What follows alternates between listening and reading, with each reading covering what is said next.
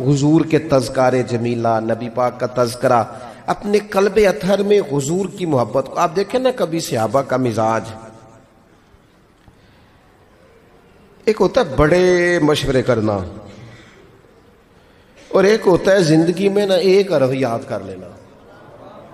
صحابہ نے نا ایک سبق یاد کیا تھا کہ جو حضور کہہ دیں گے نا، یہ بڑا مختصر، بڑا جامع، بڑا مزیدار اور سارے پہلوؤں کو اکٹھا کرنے والا سبق ہے.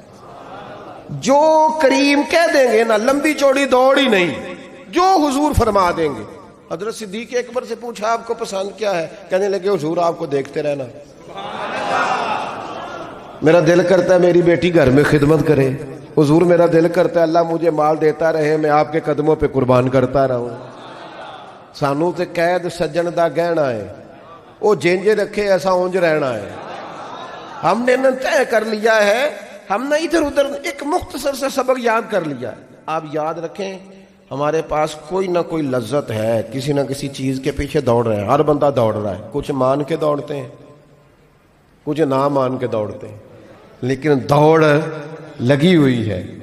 آپ یقین کریں میں ایسے لوگوں کو بھی جانتا ہوں جو ڈھونڈ کے محفل میں جاتے ہیں آج میں نے اپنے نبی کی نعت سننی ہے. میں ایسے لوگوں کو بھی جانتا ہوں جن کو کتاب مل جائے نا ٹائٹل پہ لکھا ہو حضور کا تذکرہ، دوڑ کے خرید لیتے ہیں. میں نے دیکھا ہے کہ حضور کے میلاد پاک میں وہ یوں خرچ کرتے ہیں کہ جیسے بس پوری کیفیت طاری ہو گئی.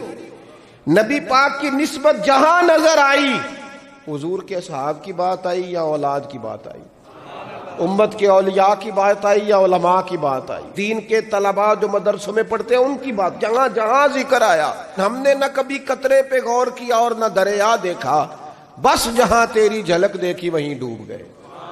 اپنے دل میں اس محبت کو پیدا کریں. میں آپ سے عرض کروں، اولادیں بھی پریشان ہیں ہماری.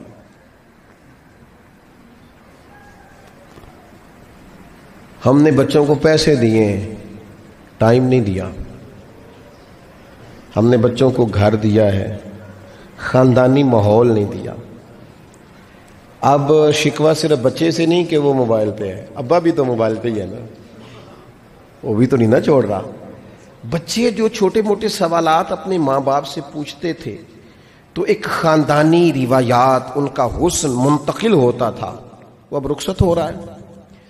بچے اپنے گھروں میں، آپ کو پتہ ہے یہ صحابہ کی اولادیں کیوں جان قربان کرتی تھی نبی پاک پہ؟ انہوں نے گھر میں جو دیکھا تھا نا اپنے ماں باپ کو کرتے تو وہ تیار تھے. ایک سے ایک بڑھ کر تھا. حضرت عمر بن جموح جنگ میں آئے تو چاروں بیٹوں سمیت آئے، اولادیں ساتھ آئیں ان کی. کیوں؟ انہوں نے اپنے بچوں کو وقت دیا، ٹائم دیا، ان کی تربیت کی. دیکھیں ایک ہے میں تقریر کروں، تقریر سے بھی بچے سیکھیں گے. ایک ہے کہ جو ان کا باپ کرتا ہے. میں اکثر ایک مثال دیتا ہوں، میں کہتا ہوں کہ کئی دفعہ گھر میں نا اماں کہتی پتر چپ کر جا، تیرا ابا آج کل پریشان ہے، ناراض ہو جائے گا، چپ کر، ابھی بات نہ کرنا، کاروباری ٹینشن چل رہی ہے. ہوتا ہے کہ نہیں؟ پتر آج نہ بات کرنا، آج تیرے ابا جی کا موڈ نہیں ٹھیک. ہوتا ہے نا. تو کبھی کبھی یوں بھی ہونا کہ ابا بستر میں رو پڑے تو پتر اٹھ کے جا کے پوچھے اماں جی خیر ہے، تو اماں بھی رو پڑے. اماں بتاؤ تو صحیح ہوا کیا؟ تو اماں کے پتر تمہارے باپ کو نا حضور کا مدینہ یاد آ رہا ہے. آپ یقین کریں یہ رنگ اولاد پہ وہ رنگ چڑھائے گا، یہ انداز وہ انداز سکھائے گا. ابا پیسوں کے لیے تو روز روتا ہے، زمینوں جائیدادوں کے لیے روتا ہے، میرا کاروبار نہیں چلتا روتا ہے. کاش یہ کبھی حضور کی محبت میں روئے،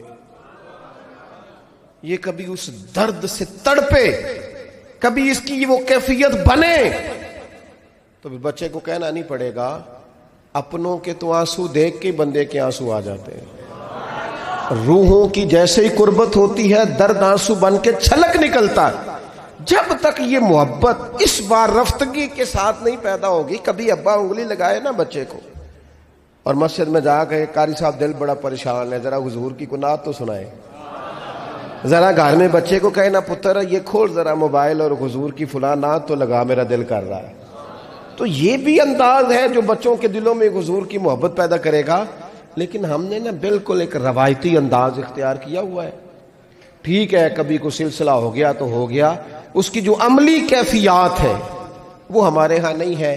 بات